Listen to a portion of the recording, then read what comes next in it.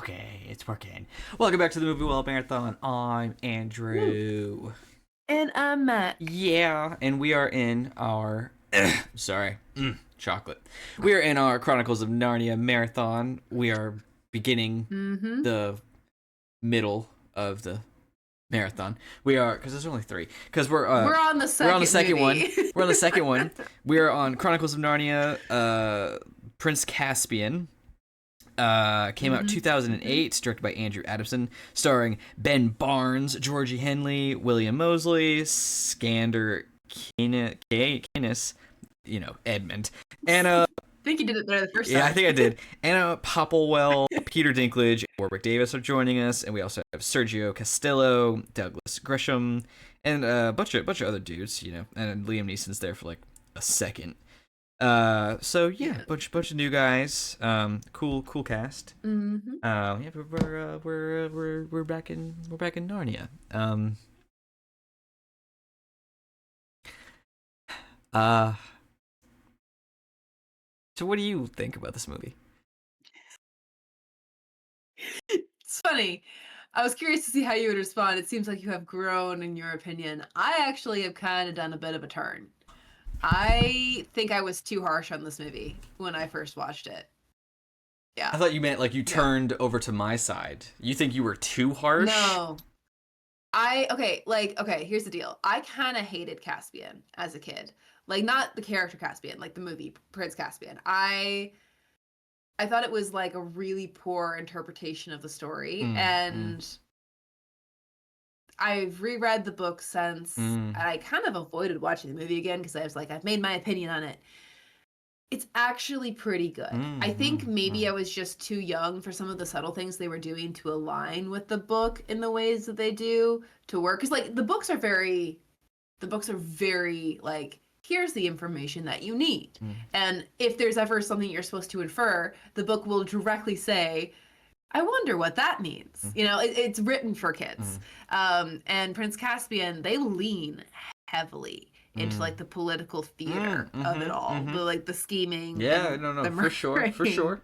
And it communicates the same idea, just in a method that I don't think I was ready to see. There are certain things that I still think are weak changes or odd changes. But I have a lot more room for the changes that they did make in the movie.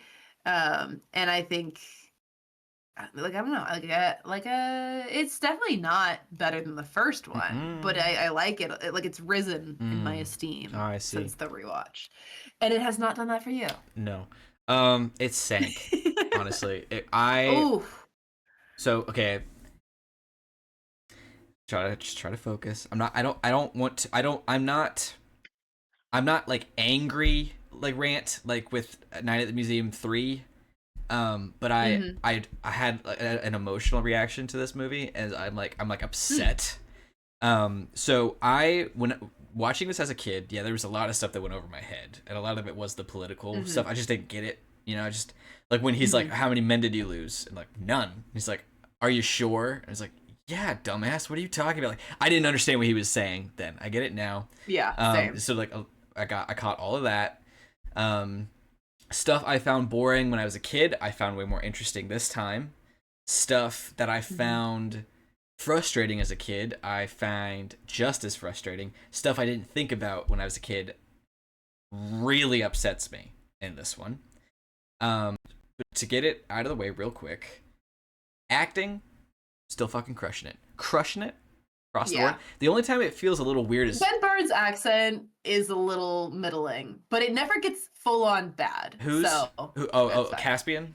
Ben Barnes, Caspian's. It's very clearly like a young guy trying to do an accent that he's not like native in, but he does like make it work through the performance. So like I'm not mad about it. It's just funny sometimes. Yeah, and like Warwick Davis and Peter Dinklage, great inclusions.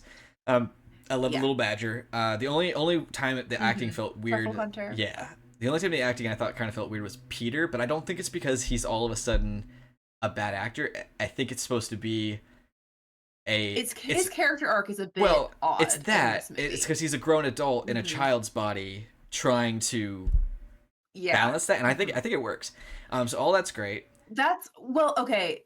That's one of the changes I feel like the movie did not execute well, but I didn't mean to interrupt your No, point. you're good. Keep going. Because I thought you might have something to say about that, because that's one of my issues, and I'm sure the book has something to say, and we'll get to it in a second. Well, yeah.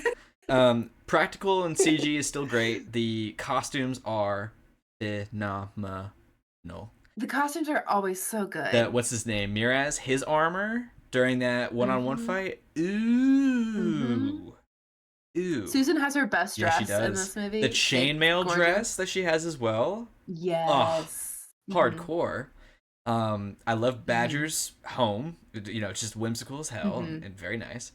So practical effects are great. CG is great. There's some fantastic action sequences in this movie. I really dig it. Gliding in. The battle coordinators for these two movies, maybe it was the director, maybe it was somebody else. I don't really know. Whoever's choreographing these battle scenes, I hope they get a job where they just do that because it's so good every time. Yeah. The gliding in on griffins for castle siege. Oh, dude, so good. The fawns in this world, hopping off of like little light ledges because they've got like mountain goat powers. Love that. The trees coming to life and taking stuff out, and like the yelling of the injured tree in the shape of the leaves. Ooh, yes, love all that. Love all that. That one minotaur that has like no lines but is there, and he's a fucking hero in the end. The design of him is just beautiful.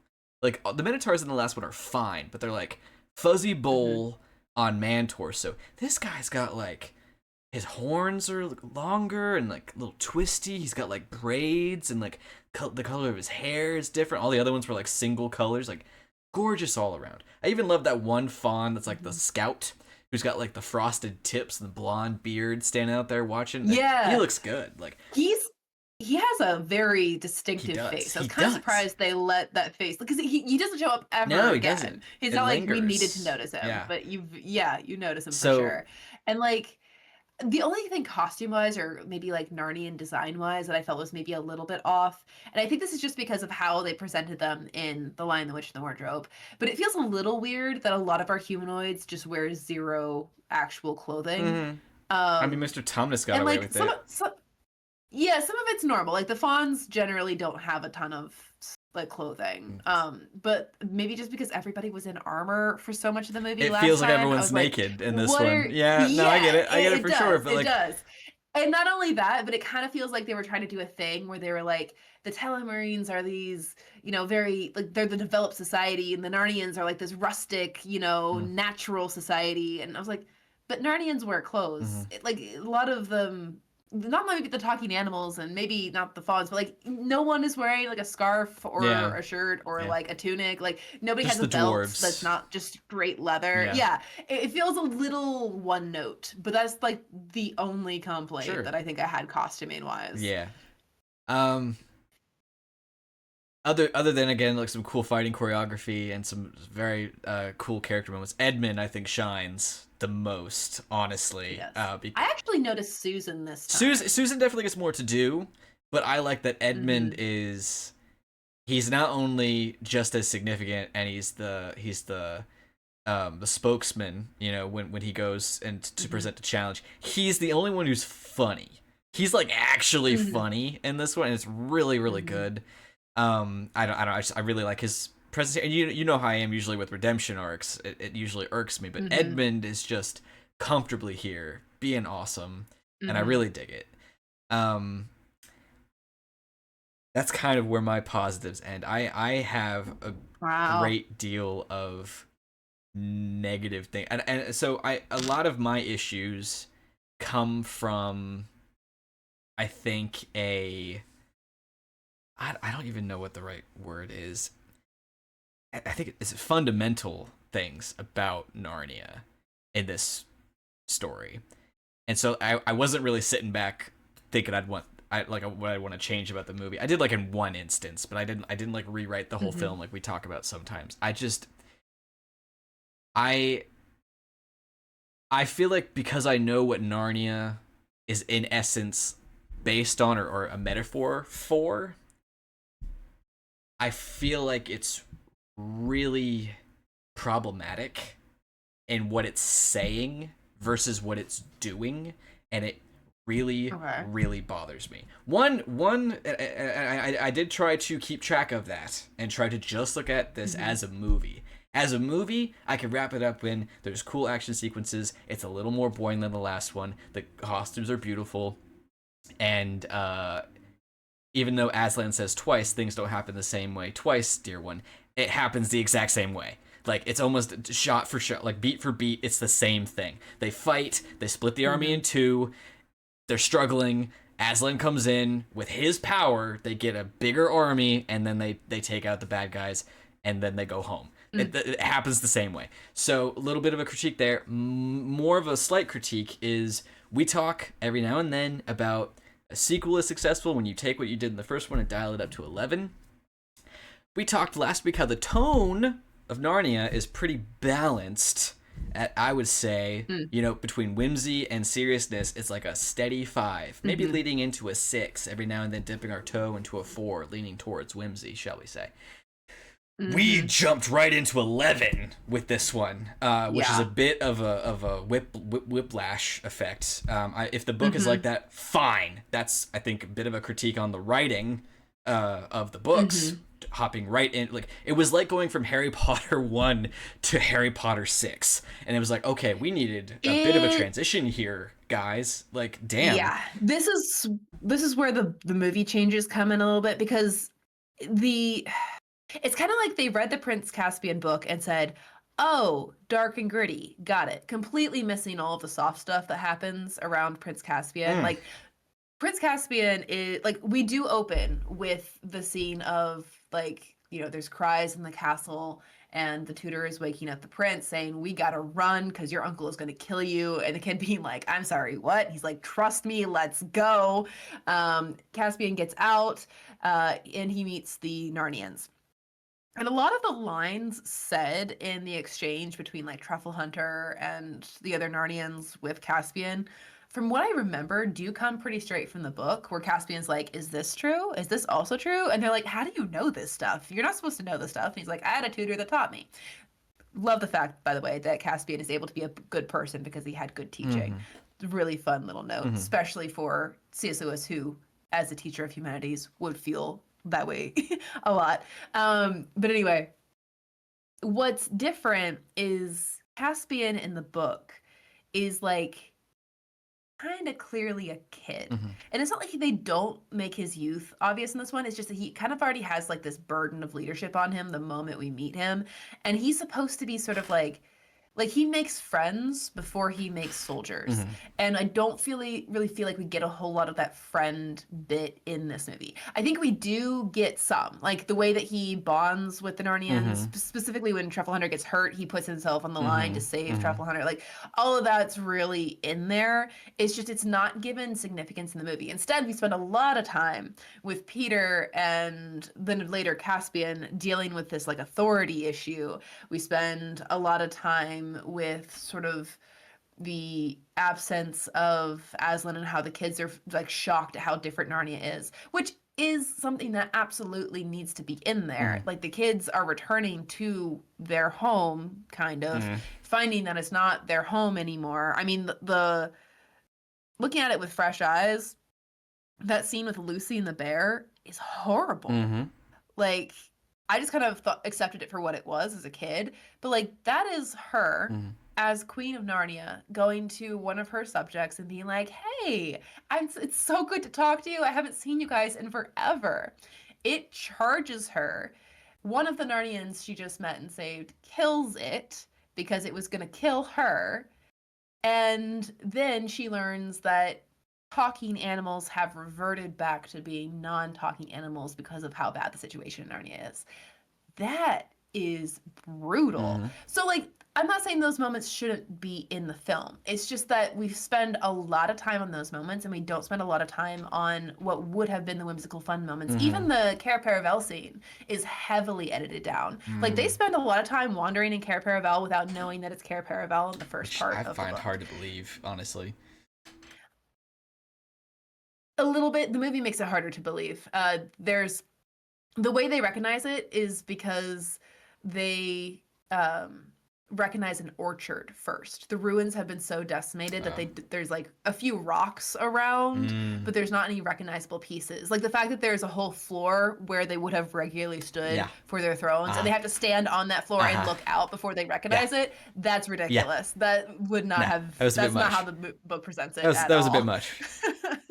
Yeah. It is a really cool shot. Well, for sure. Logically, it challenges the intelligence of our characters. A little bit. So there's definitely a darker tone to Caspian. There's a more warlike tone to Caspian. And it's never been one of my favorite books because of that. Silverchair is kind of like that too. But I feel like this movie focuses almost solely on that darkness. I mean, the White Witch bit is completely concocted for this movie. It doesn't go anywhere. While it was weird. Well, okay, so thematically, I see what they're trying to do. In the absence of Aslan, you need a powerful force. And when you don't feel like the light is there, sometimes you reach for the dark. Like that's what they're trying to do with that moment. It is a very real and good metaphor for the situation. Problem is, it totally messes up the lore around Jadis. Jadis, the White Witch, is not like a demon or a spirit. She was always curious like about a powerful. That. Yeah. I'm not gonna say any more than that. Okay. But she is supposed to be flesh and blood.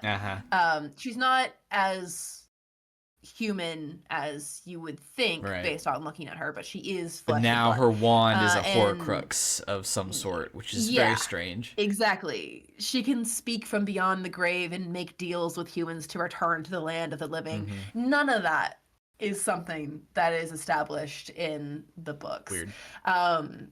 Yeah. So even though I do think that that's an interesting idea, I ultimately would not have used it in the movie because it does complicate some things or raise questions that shouldn't really be there about the White Witch and all that. And then there are just other little things like okay, this is a really good example of another change that kind of works within the movie but also kind of challenges the story. The whole siege on the castle is made up for the movie. Oh. Most of the book of Prince Caspian is just planning. Ew. And trying to meet up with each other because they end up on opposite sides of Narnia. Like trying to get to where Caspian and the other Narnians are takes a long time for the Heaven Seas, which is why narratively in a movie you don't necessarily want to do that because it could bore the audience watching that happen. And it's been a long time since I've watched or since I've read the book, so I'm trying not to say something that isn't true. But I'm pretty sure like there is no time for a power struggle between Peter and Caspian because it takes that long for them to get together in the book. And the movie puts them together really quickly, gives them this sort of like weird authority contest, which like probably would be there, but also distracts from the themes of the movie. And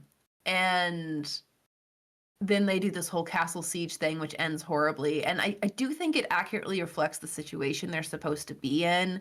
So I don't hate it as an addition, but it kind of feels like, as someone who knows how the book goes, it kind of feels like they're like, we need to fill some time in the middle of our movie. Let's have a siege that goes terribly and informs very little of what they do next. Yeah. Like nothing in the story changes because it's an attack. It prompts the response for the final battle, but I see what you mean. That was going to happen anyway.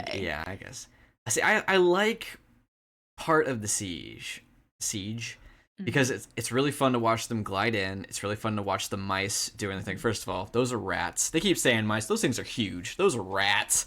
That's a part of their origin story, which they ashamedly never tell in either this book or the next one. Okay, fine. Both would have been good opportunities. Sure. Anyway. The mice sneaking in is really fun, and, like, I don't know, Peter and Susan working together is great. I find it so frustrating because the movie doesn't seem to know what it wants the wrong perspective to be. Because so often, in movies, just in general, you have the perspective of, do A perspective or do B perspective.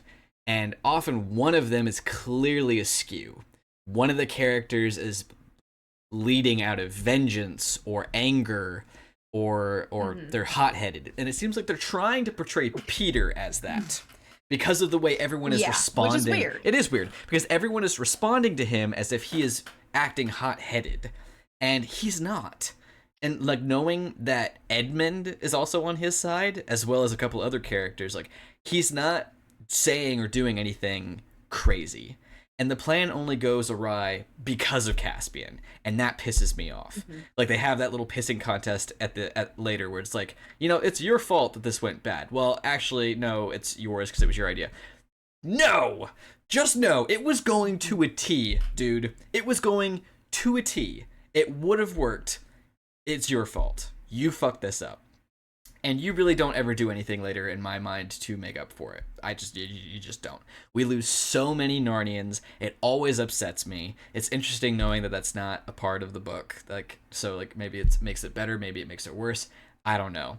It's a beautiful moment and a terrible moment with the Minotaur holding up the gate. I think it's very powerful, but it messes with me, and it pisses me off because it's also this movie is definitely doing this thing where it is I don't know what the right verbiage is, but like it's doing the whole test of faith thing again.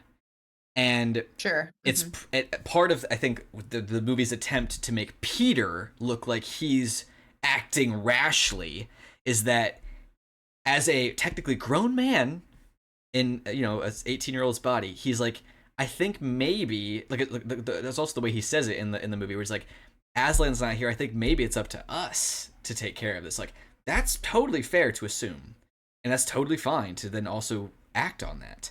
But then Lucy's like, I don't know, man. You know, you're acting like there's only two options. There is a third. You never say what the third one is, Lucy. We find out later that what you implied was the third option was to just run out into the woods, I guess, which I'll come back to because it's really, really dumb. I will come back to that because anyway, a lot of what you're saying has connections with my critique as well, but it comes from an informed perspective of what happens in the book, and so I can tell you what they're missing that causes these problems. And I'm sure you can. Continue. Yeah. So it's the test of faith thing bothers me a lot, because for one, all of these kids having their "why didn't I see him" thing, and Lucy's like, oh, maybe you weren't looking for him. I get what the metaphor is supposed to be there, and I get how it can apply to the real world with other things,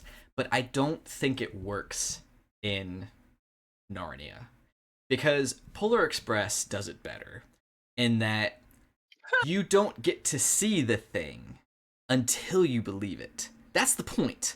Like, I don't like that stuff, but I understand what the point is, right? Like, you don't see Aslan, or you can't access Aslan because you don't believe.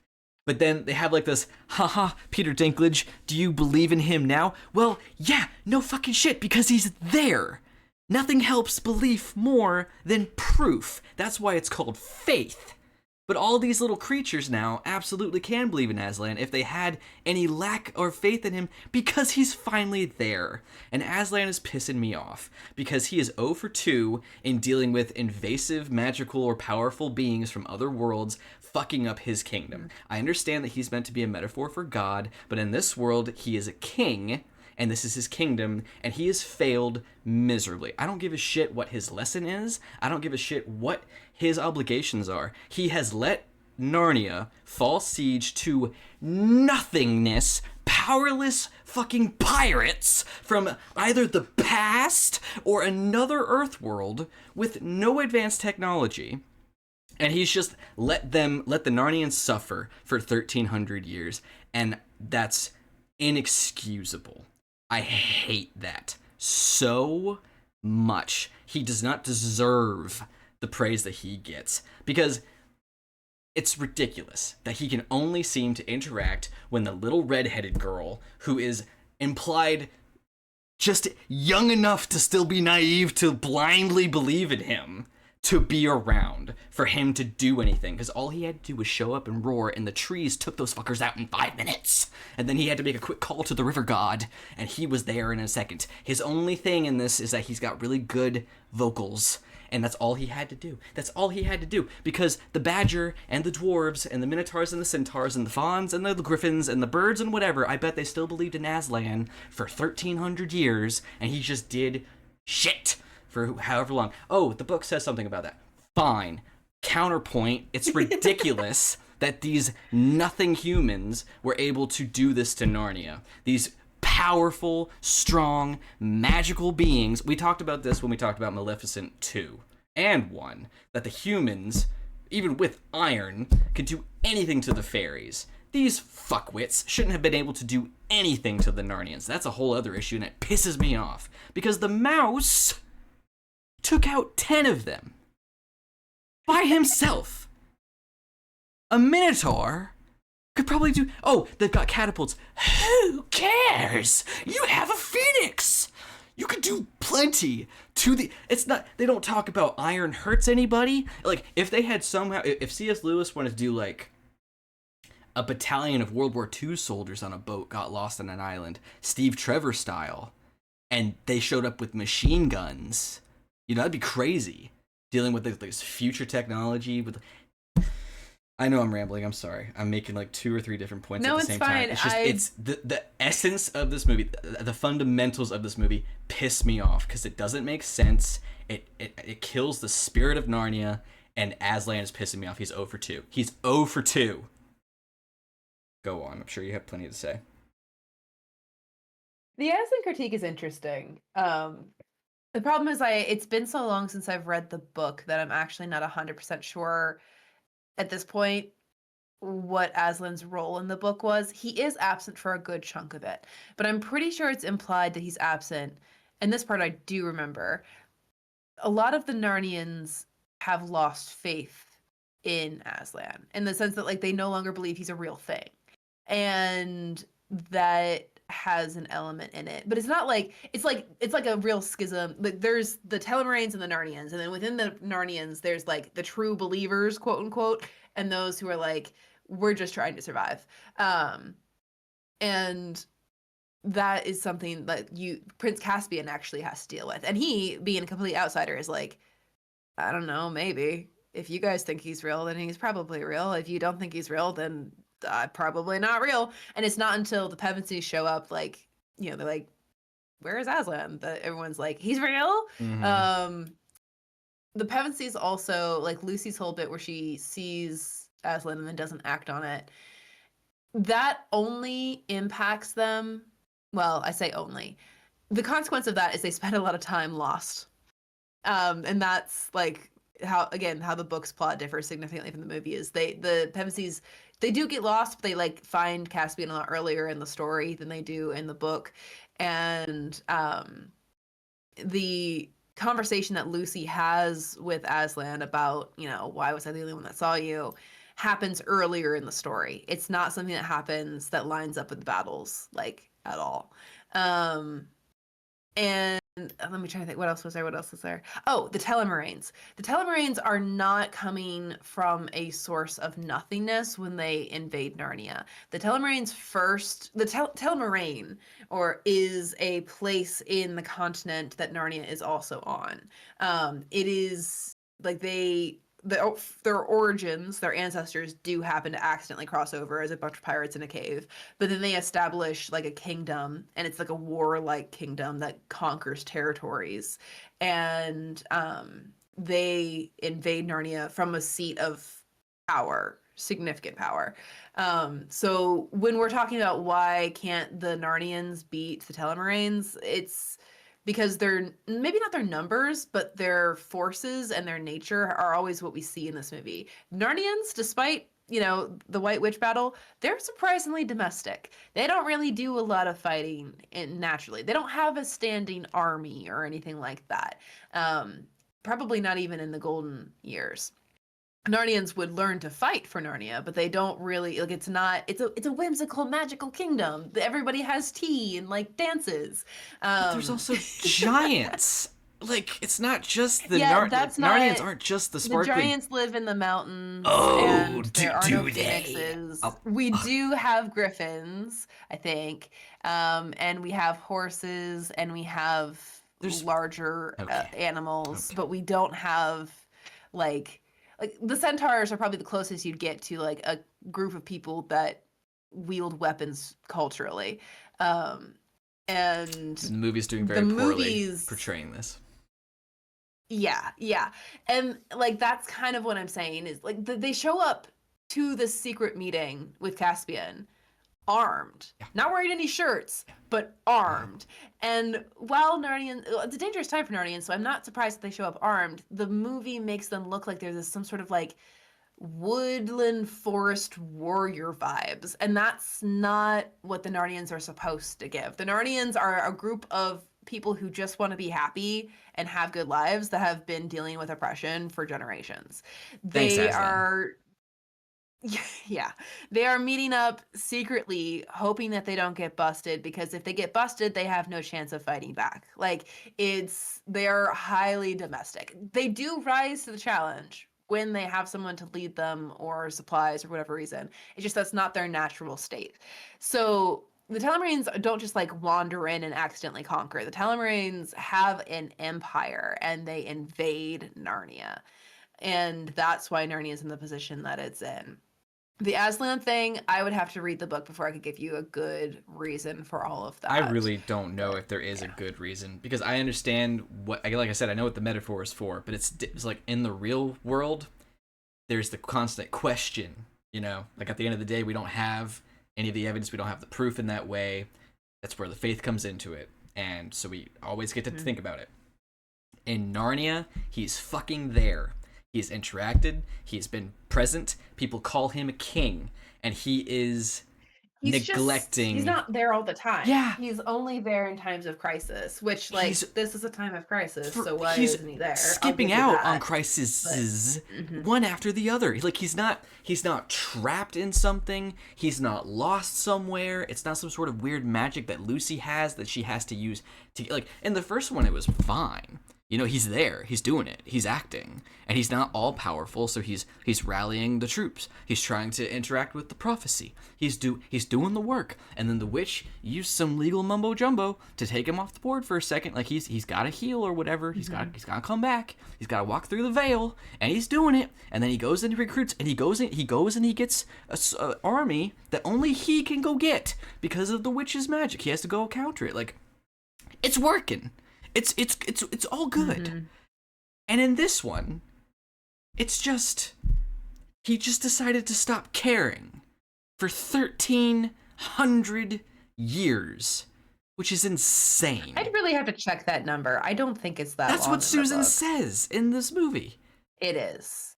And I don't know why she says Even that. if it's not that. For some reason, I always thought it was 300 years. Even if it's 300 years, you just learned this lesson. You just got out of 100 years of winter. You had the sons of Adam and the daughters of Eve for roughly, I want to say probably at most 25 years, give or take. And then the Telmarines supposedly showed up just a little bit after you left. And do you not keep tabs on your kingdoms? Like, are you Captain Marvel and you're just out there exploring the multiverse and you're just always so busy that you can't come and even lead the rest of these creatures for just a bit so that they don't fall under anarchy and tyranny again?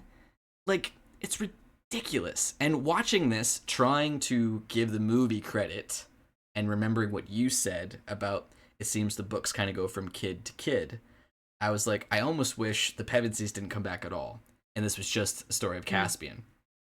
And that I thought about that as well. Like they never come back, and that's just kind of how it is. Unfortunately, we get some dialogue from the professor or the badger about where the Telmarines came from. We get the legend of the kings and queens, and Caspian rises to the occasion to be that bridge. And it's all very interesting. It's all very fun. We have some new mentor characters, shall we say. I was thinking like a centaur, a satyr, a dwarf, and a minotaur. 2 from the bad, 2 from the good in the past, and and badgers there because we always have to have a cute fuzzy little animal. And we do some interesting things. Maybe we blow the horn. Maybe they show up at the end and they're the end game saving grace thing in the end. You know what I mean? Like they come into it because there's some sort of story about how Susan can't stay in Narnia because That's she kind of how dared to it grow up. functions in the book. Oh, okay. Like they're there earlier because you're getting their perspective, but because they're lost for such a good chunk of the book, Right. like they're only really, as I remember it, it's been so many years, but as I remember it, there's just not a lot of time for Caspian and the Pevensies to actually interact. And in this movie, they kind of like hang the whole story on their interactions. And in a lot of ways, that's a fun choice. Like I think Caspian feels like the fifth Pevensey sibling by the time we're done with this. Kind of. He fits in with the group. Yeah. He's a part of the kings and queens of Narnia. And I like that a lot, especially with how we move forward in Voyage of the Dawn Treader. But the consequence is that the Aslan storyline makes less sense. And I think the critique does kind of stand for the book too, by the way. But the Aslan thing makes less sense in the movie because of the way that they've plotted the Pevensies and the Caspians. It throws in this whole bit about like how, like, I actually hear you on how Peter is not making crazy decisions. Most of the decisions he makes are what you would call reasonable decisions. He has good reasons for the decisions that he makes. The problem that he makes is that he listens to no one. The people he should trust most, he is feeling kind of like belligerent and he doesn't listen to them. Like Lucy and Susan both say, we should maybe think about this. And Ed is the only voice in the room that says, I'm on your side. And he's like, that means I'm right. Time to go, put everybody's lives on the line. And like, again, it does work really well up until the point where Caspian kind of ruins the plan. But there is a small critique on Peter's behavior, but that critique shouldn't even be there because that's not Peter's arc in this story. In fact, the reason that bothers me the most about choosing to make Peter like this is none of the other Pevensies have this problem. All of the Pevensies are dealing with the fact that they are ex-kings and queens of Narnia, and they used to get to make unilateral decisions about what happened in Narnia, and now they're returned to the place they were supposed to care for, and it's fallen to pieces, and they are kids again, and they're trying to regain their sense of power and to reestablish fairness of Narnia. And so they should all be going through that if one of them is going through that. And it's kind of weird that Peter's the only one dealing with that problem. I don't like it because I think it messes with what I thought. I was trying to remember how they all were when we talked about it last week, and I'm having not read the books, I have to take all this with a grain of salt because there's magic involved. But my previous gripe about spending more time in Narnia than Earth, leaving and then coming back and then leaving again, doesn't make any sense to me. That's crazy, especially after finding out what happened last time you left. And then I thought, okay, well, maybe there's some sort of magic where they do revert to children. They don't in this movie. They don't. They're all dealing with like, they're supposed to. They don't though. They really don't. Yeah. No, I agree. I think that may have been why I was so critical on the movie the first time I watched it, because I immediately clocked that they are dealing with like, I don't know, post-adult trauma. Yeah, which I'm not sure how to Which they would. Yeah. And like, I like that they actually think about that. It's very specific. C.S. Lewis also thought about it, and he decided to take the route of like, when you're in Narnian air, you are in your Narnian person, which is to say, like this is not words that he uses, but it's basically like when they leave Narnia, their memories of Narnia grow fuzzy and distant. They can remember that things happened. They can remember specific things. They can even remember like the general timeline, but they no longer closely associate themselves with the person that they were in Narnia. It's almost like a really, really immersive movie. And when they're in England, their lives feel prioritized in England. Like their memories of Narnia and their connections of Narnia are kind of distant. When they return to Narnia and Prince Caspian, they actually have a hard time regaining who they were in Narnia. They have to take a minute to like breathe the air, and there's like a magical element of the air that sort of wakes up their Narnian persons inside of them, where they switch from thinking about England to thinking about Narnia. And it's pretty heavily suggested that that's why they were so comfortable spending so long in Narnia the first time to begin with. They kind of forget that they are supposed to go back, that they have a mom and and responsibilities back in England. They're just in Narnia, so they think about themselves in Narnia. Same thing happens when they go to England. When they're in England, they think about themselves as being people in England. And then when they go back to Narnia, there's like an adjustment period. But they spend time in the ruins of Cair Paravel figuring out, where they kind of remember who they were in this world, and they change from being kids into being kids that inhabit the royal adults that they used to be. It's a very interesting narrative device. This movie decides to totally skip over to do emo stuff instead. And I think that is kind of frustrating. I see your perspective. I totally get it. It's frustrating. For mine, dealing just with the movie, I find it frustrating because they do both. Like they didn't want to double down on the fact that they maintain their adult brains and still send them home at the end of this movie. Like that's just lunacy to me. I don't even you've elaborated before.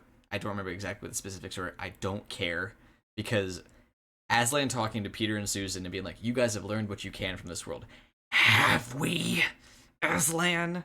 Because this has literally been our home longer than anywhere else in the multiverse that we have explored. And I guess we've now learned it at our second go around at 18 and 17 instead of the first time we lived to be into our early 30s. Like, and now you want to send us back to England in the 40s, which is still, last I checked, at war. Like, what? That sucks for all the Telmarines as well, shall we say, that he's sending to Earth right now. Like, you'll have a good life in Earth. Just so you know, they are in the middle of their, let me check my notes, Second World War. Maybe stay here, because there's magic in this world. Over there's sepsis. Like, I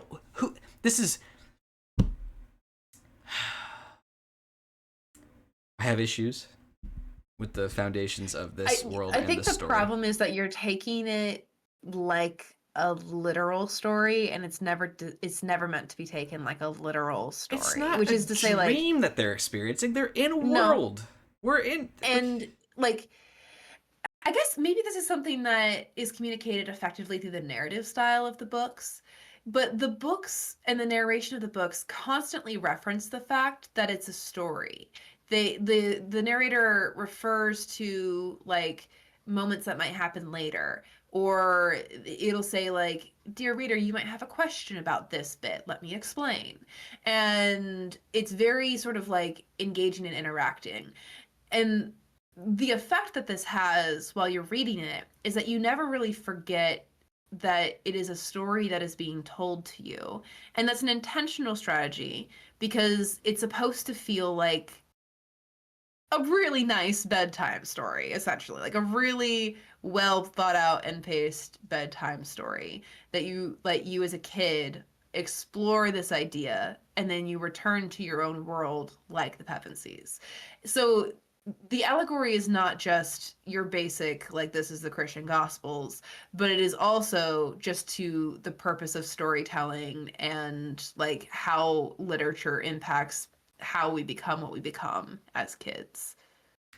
Then Narnia got filmmakers that were too good for them, because they made this world feel believable and grounded despite being as magical as it is, and it's so dramatic in a good way, in a filmmaking way, that I feel invested in this world and in these characters. And it bothers me that the story doesn't take anything seriously. Like, no one reacts the way they should. No one cares for it the way they should.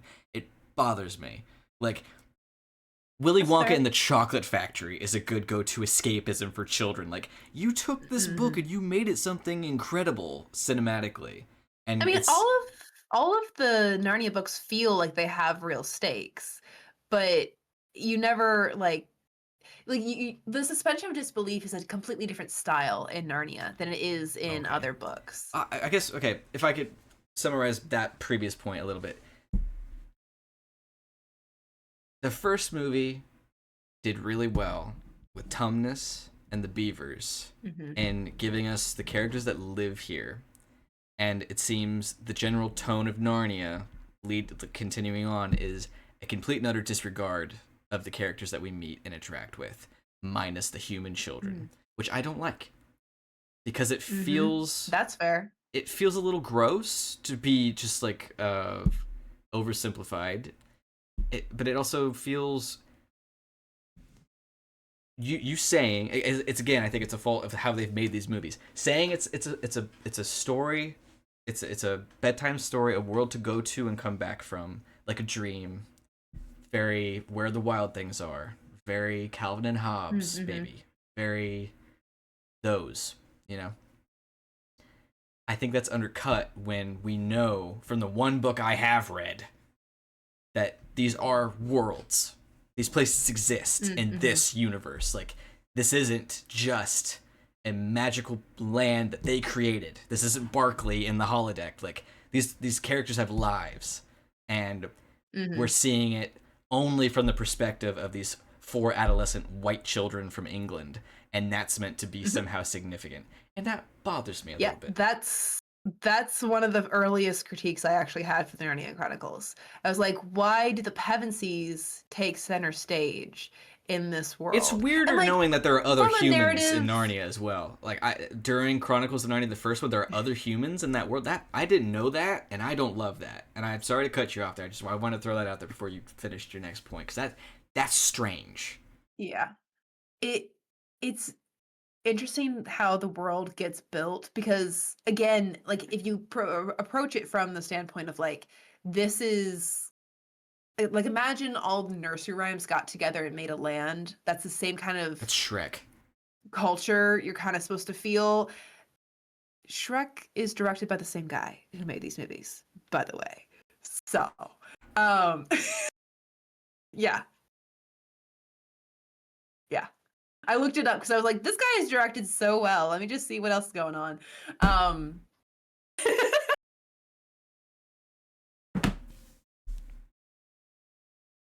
don't know what to do with that right now. Honestly, that's really upsetting.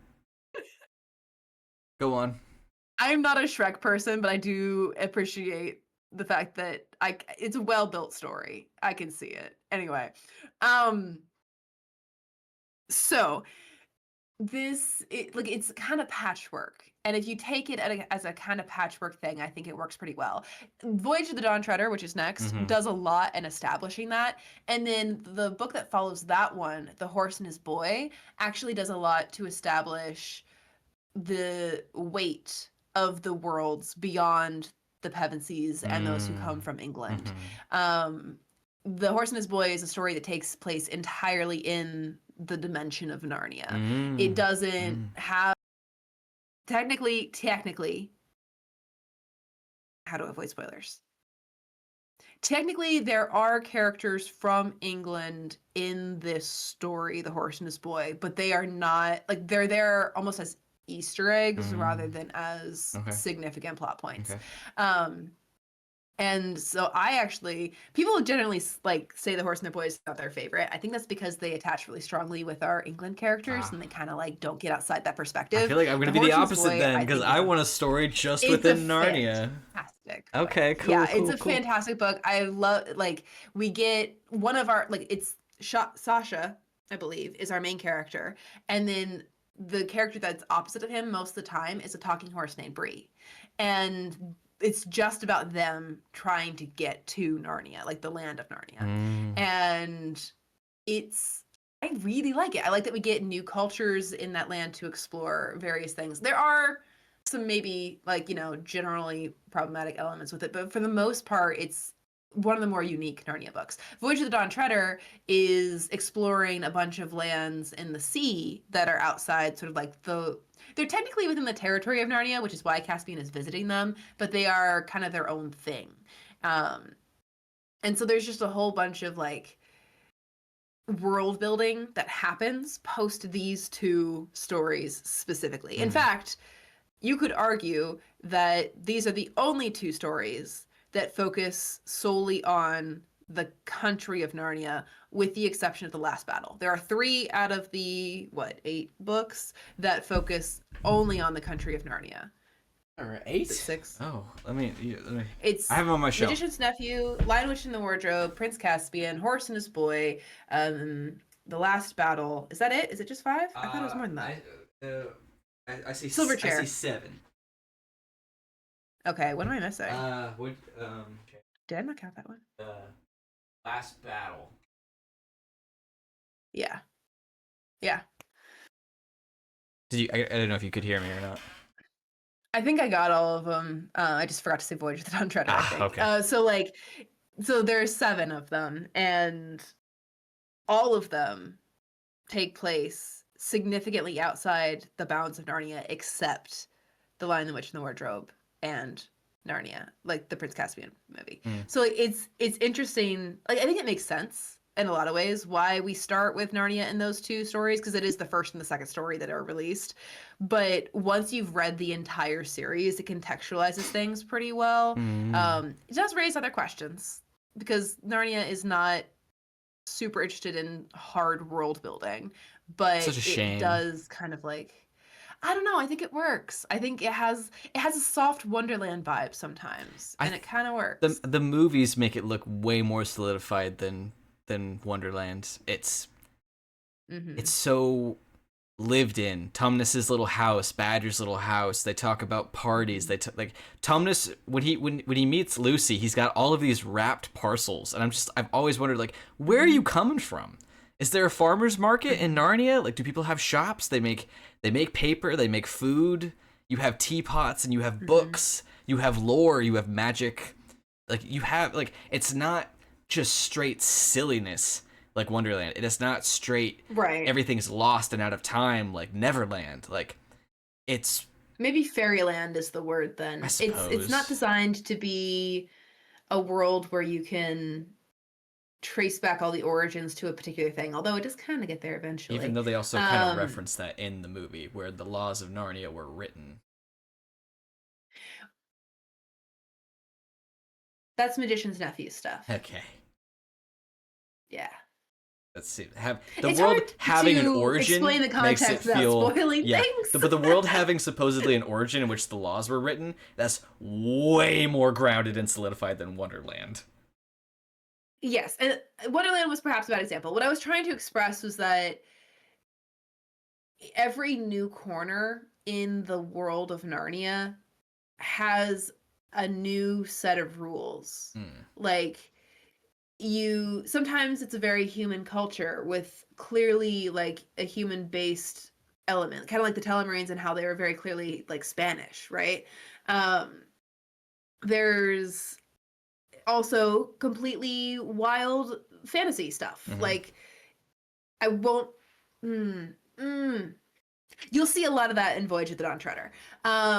There's sometimes it's a mix of the two, like Narnia, where you have, talking animals who go to market and trade with fawns and centaurs, like, and they're ruled by, a set of 4 siblings from England. Like, sometimes it's just a completely mixed bag. Sometimes it feels like a really solid ground. It's just about what is appropriate for the story that is being told in Narnia. And then somehow when you see it all together, and maybe it's just because I read it so often as a kid and I just come to accept it, it doesn't feel like doesn't fit to me. It just feels like we're in a different culture of the world of Narnia. And that kind of works for me. I'll read them for sure. Caspian, but I don't. We've gotten off task. Yeah. Caspian as a movie, I don't know. It tells its version of the story very well for the most part, I'd say. The problem is that its version of the story is weak. Creates holes that the other one didn't have. Yeah. And like, I'm not sure you'll like the book any better. I'll be totally honest, Caspian was never my favorite book in the series. I do like Prince Caspian, like the guy. Yeah. But his story I always found kind of weak. Minus him fucking up the plan and the castle, which is a movie edition, I don't have any issue with him. I like his interactions with the Narnians before the kids get there. And I do genuinely, even though I'm pissed at Aslan, I love the line, "I don't think I'm ready," when he says, "Rise, kings and queens of Narnia," and he's like, "It's for that very reason I know you are." That's always resonated with me for some reason. I really dig that. But yeah, I mean, Caspian is cool. I do wish they kind of gave him more to do in this, because I don't really... He saves Susan, but only just... Which is movie invented, by the way. Yeah, okay, you could almost assume as much. He offers one good idea, which is to challenge the king to, we didn't even talk about the Mm-hmm. king. I mean, he's an interesting Oh, political figure, Miraz is. but I he's love the framing of Miraz in this movie. Like the fact that one of the second shot we get of him is when we know he's evil and mm-hmm, he's holding his new son. mm-hmm, Like, what a cool shot. mm-hmm. Viciousness and like the origin of that viciousness in his arms and this lacy little bundle. Interesting. Yeah. Anyway, No, continue. I mean, it is interesting the way he's playing a bunch of people, how he's all paranoid and gross, and I do. I'm a little torn on how his own men betray him, because like that's often what happens with the fascistic dictatorships. But like that guy who does it kind of feels like he comes out of nowhere. And I know they set him up to be just as annoying a Mm. weasel, but it's still. When I was a kid, I was like, okay, what is happening? Who's the bad Yeah, guy? that was Like, one of the parts that kind of surprised me because that's not what happens in the book. I mm, think it works in the movie. I actually, yeah, yeah, if we were to keep one of the changes, I really like yeah. that Mm-hmm. angle. I like that we get the political, like, we don't really get inside the castle perspectives at Yeah, all uh-huh. in the book. We stick with Caspian and the Pevensies. So to have that political intrigue happening, I thought was a really cool contextualizing piece for Mm-hmm. the film and added more weight to the film. But it does kind of confuse kids. A Like as a little. kid, I even also, though I had read the story, yeah, I couldn't figure out what was happening. I do think in this 2 hour and 45 minute movie, we could have found time to see what the Talmarines citizens were like, because the Hmm. only Hmm. interactions we really get, the only scene we see is at the end of the battle when Politics. Prince Caspian, who from their perspective has been missing for like a week, slash planning a war, slash killing Yeah. your soldiers, is now here with the monsters and creatures that you have spent the last 1,000 years thinking are terrible, murderous creatures, and they're just walking through your town and you're sprinkling them with flowers. Who are you Yeah. people? So like either they have been Yeah. aware of this and totally fine with it, and we've just had the racist Trump, like Miraz is the Trump equivalent of the Narnian Hmm. Telmarines for some reason, or we just decided to gloss over them completely. And I think both are bad. We should have seen what Yeah. life for them was like, because they embraced the That's Narnians something. real quick. As I remember from the book, I think there is some sort of throwaway line about how Miraz doesn't treat the people well. Ah. Um, Not like full on tax them till they can't eat, but he's just sort of like arrogant. He's the king who's king because he wants to be king, not Mm-hmm. because he wants to take care of people, Mm-hmm. right? And that has consequences. Yeah. Um, but I don't think the book actually really deals with the change of power that much at all. There is a scene, like in the movie, where Aslan offers everyone a chance to go back to their like ancestral home if they want to. And I'm pretty sure Miraz's wife Uh-huh. and her father decide to go first and they get blessed.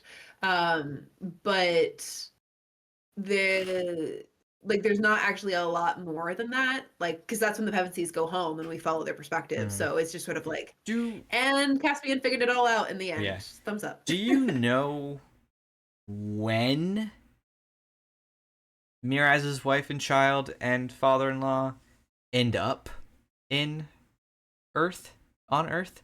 Because No, I don't. they either go There might back have been to, something about going back to their time. and their time is supposedly like a long time ago, or did he just send them to the Pevensies' time? In which case, that's gonna be quite a culture shock. I actually don't know. I can't remember. That's strange. I don't like the time travel rules with Narnia when it comes to people from multiple times. Because see, that's the thing. They aren't from Earth. There is no time for them to return to. The only person there with the timestamp are the Pevensies. So it would make sense that they would go Hmm. back to their time. But Hmm. probably didn't think about that. Did we, Lewis? Because we're just writing cool, metaphorical, fun bedtime stories for our kids. I'll bet he did think about it. I'll bet you he didn't. I'll bet you he didn't. He just thought about how cool it would look when that I mean, tree we can opens put up. money on it. We'll just never know the Yeah, answer. that's fair. That's very fair. One other thing. When you're a kid, this movie is boring as hell because the villain is not nearly as Hmm. interesting as the White Witch and her army of magical creatures. Agreed. These fucking boring ass dudes walking around stomping on their wooden bridge that they made. Ooh, look at us, we built a bridge. Like, Hmm. It's Mm-hmm. like I said, now it's more interesting. It's just the tone is such a drastic change. But when you're a kid, Well, it's and not I nearly have as to cool. give. I think a large part of the reason why I kind of like turned a little bit and like actually think of it better than I used to is because I underestimated the level of, I guess, power manipulation that they actually portrayed in this. Like Mm. they reference the fact that the Narnians have essentially been in a genocide. Yeah. Which is something that the book does too, but then they kind of expand on what that means in the movie that in a way because we're getting castle povs that I don't think we get in the books. In the books, the closest they come to mentioning the cultural impact on the Telemarines about the propaganda they've lived under is that when the forest comes at them, they throw down their weapons and run because they've been taught to be afraid of the forest, and Mm. now the forest is attacking them. Hardcore, um hardcore. hmm But in the movie, we watch as King Miraz sets up his own power structure, as he talks about how things have been forbidden knowledge, which, like, again, mentioned in the book, but we actually see how censorship works in the movie as he's pulling Mm-hmm. out texts of accurate information and saying this is forbidden knowledge, right? And we can see how that knowledge, because it's been given to Caspian, allows him to be a good man. And just all this, like the complex politics, the fact that the Telemarines are not all on the same page, but they're all, kind of looking out for their own interests and desires. All of that, I think, actually really adds to what the Telemarines were supposed to be in this story. I just think it has the unfortunate effect of making the tone of the movie overall really dark and honestly maybe too complex for kids to understand when it is supposed to be a kid's story. Mm. I don't know if that means we should remove it because it is good. It's just, I think that's a part of why I didn't like it as a kid because Yeah. I couldn't follow what they were supposed to be doing when I could follow Right. Caspian the book. Yeah. I couldn't follow the movie. Yeah. The movie's doing a lot, and knowing that there's a lot of stuff from the book that they either changed or omitted. I don't know. I'm still torn on what I want to say about like ranking the movie or rating it whether it's a whale or Mm-hmm. not, because knowing that the Narnians aren't really supposed to have teeth until they're led by a little white boy, the movies don't portray that Yeah. at all. So to have the story where they just seem like they're taken out completely after the movie where they win a war, that's still a flaw Yeah, of the movie. So like I agree. at best I could give this a C minus, and that in my mind is not a whale. I think I'm gonna give it a whale just because it did change my mind. Like I Mm. went in thinking I have to watch this movie, and I came out going, I was too mean. That was kind of a good I movie. walked out thinking I wasn't And mean enough. Not only am I mad, I am disappointed. I'm still disappointed. I still think it could be better. And what's interesting is I think Voyage of the Dawn Treader, it makes significant changes to the plot of the book. Interesting. And yet I support almost every single one of the changes Interesting. because the Voyage of the Dawn Treader book, and we'll talk about this next week, but the Voyage of the Dawn Treader book is not movie friendly at all. Mm. If anything, it's like 20-minute TV limited series episode friendly. Mm. And to make it into a movie, you have to make some changes. The changes they decide to make allow us to do all the things that we want to do from the book, emphasize the themes of the book, but add an overarching plot line that really improves the overall tension and plot of the story. So it's interesting that they make significant changes to Caspian and they make significant changes to Voyage of Dawn Treader. One is worse because of it, and one is better because of it. It's interesting. Interesting. I've never seen it, so I'm excited. But if this movie is about another invading force that Aslan could literally fix if he just got off his ass, I might flip a table. I think your tables are safe. Okay, good. That's good to know. I remember from the trailer that Cool. Aslan is in it. I know he's in it. But if it's doing the same exact thing where he won't. I'll be interested to see what you have to say. Okay. I'll be interested to see what you have to say. Like, Yeah. I don't think it's the same thing, but you there are maybe a forced comparison you could draw. Okay, I'll be intrigued because Aslan just barely gets a pass for the first movie. 100 years? Really? Okay, interesting. This last one, no excuse. You have no excuse for what you've just decided to not do. Dawn Treader, I don't know yet. I don't know yet. So we'll say it's, you're tied. But like I said, for dealing with invasive forces, you're 0 for 2. You're a bad king. All right. Well, I guess that's where we'll end this one. I don't know. Look, I love the first one. We talked about it so much last week. I feel all whimsical and fun and light and fluffy. It's strange where the story goes. Like I mean that to Lewis. This is a strange arrangement of stories you've decided to make, my guy. And I'm intrigued to read them eventually. I think it makes the one that makes the least sense to me is Silver Chair, but it does have interesting character dynamics in a way that I feel like Caspian doesn't. Like if I have to pick, like, as much as I love the whole series and have read the whole series several times, I can rank the books pretty easily. Like, I like The Horse and His Boy, which is a very controversial hot take first pick, but that's me. Horse and His Boy. Magician's Nephew and Lion, Witch, and the Wardrobe are kind of tied. Voyage of the Dawn Treader. That one's just very episodic. You can read bits of it and enjoy it without reading the rest of it. Let's see, what else? Last Battle is a little complicated, but I do think it comes before Silver Chair. And I am missing one. Silver Chair? No, because that's 6. Oh, okay. Magician's Nephew? Tied for Chronicles of Narnia, or Lion, Witch, and the Wardrobe, which put them on the same finger. So that's 7.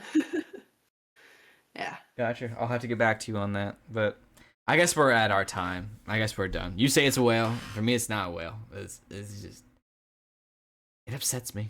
I wouldn't put this on just to watch it. I would the other one. But... No. All right. Anything else? Any closing thoughts or just my ramblings? I'll be very interested to your reaction to Voyage of the Dawn Treader. Cool. I'm excited. That's a fun one to end this year on. Well, our year on. Okay, bye everybody. Bye.